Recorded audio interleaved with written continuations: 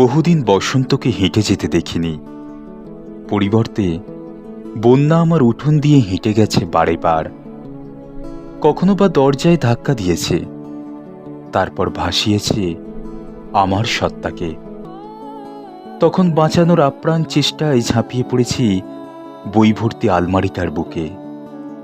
সেদিন আবার যখন বন্যা এলো, হুড়মুড়িয়ে একটা বই ভেসে যেতে চাইল বন্যার স্রোতেই। তাকিয়ে দেখি শরৎবাবুর অভাগীর স্বর্গ ভেসে যাচ্ছে। শব্দগুলো কোলাহল করছে, আর শরৎবাবুর কলমটা কান্নায় কালি ঝরাচ্ছে। ভেসে না যেতে দিয়ে অভাগীর স্বর্গ তুলে নিলাম হাতের তালুতে। দেখি সেই জমিদার নেই, সেই লাঠিয়াল নেই, সেই দাবিগুলোও নেই, কিছু নেই। তবুও অভাগী মরে গেছে হাসপাতালের অচেনা কক্ষে। তার আগে রাত 12টায় মায়ের ফোন। কেমন আছিস মা তুই? মাঝে কয়েক সেকেন্ডের নীরবতা। অভাগীর বাবা বোবা হয়ে গেছে। নীরবে চোখের জল ফিনকি দিয়ে বেরিয়ে আসতে চাইছে চোখের পর্দা ছিঁড়ে। রোজ অভাগী মরে কোনো লাশ কাটা ঘরে, কখনো যৌতুকের আগুনে, কখনো আর পারলাম না বলে ফ্যানের সিলিংয়ে, কখনো একটা না খাওয়া দিনের ক্লান্তিতে।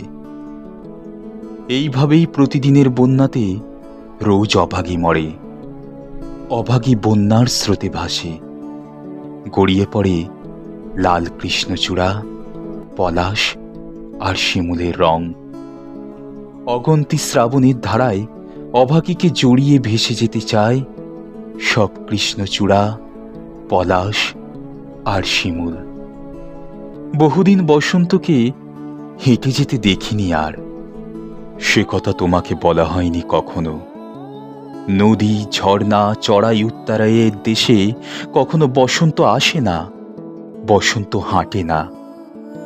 বন্যায় সে বারবার ভাসিয়ে দেয় অভাগীর ঠিকানা।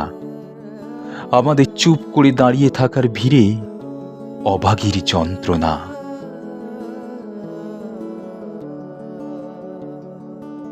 আমি বেশ কিছুদিন ধরে অমিতাভ বিশ্বাসের লেখাগুলোতে ভয়েস দিচ্ছি।